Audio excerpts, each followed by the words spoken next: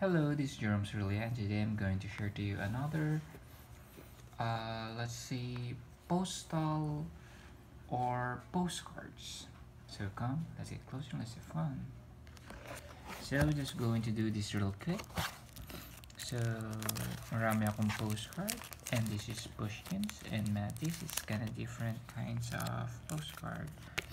I'm into swapping, but some of them I'm going to retain, and most likely than not, mas gusto kasi yung mga postcards is nagagamit sila according sa nila, sa purpose, which is to mail them.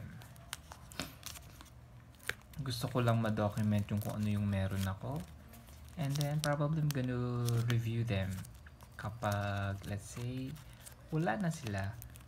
I used to have this kind of postcard, and hopefully they're going to be enjoyed by let's say mga recipients nila. Yan, sige, let's gonna do this real quick.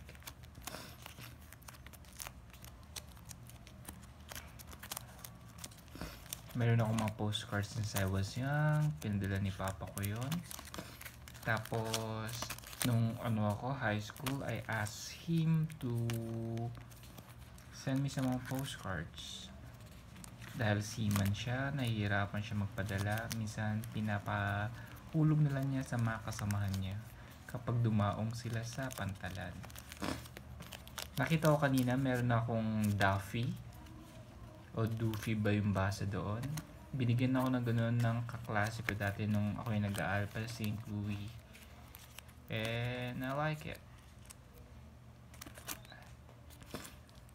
That's a Japanese artist. This is, if I'm not mistaken, this is an American. Railway. Let's see.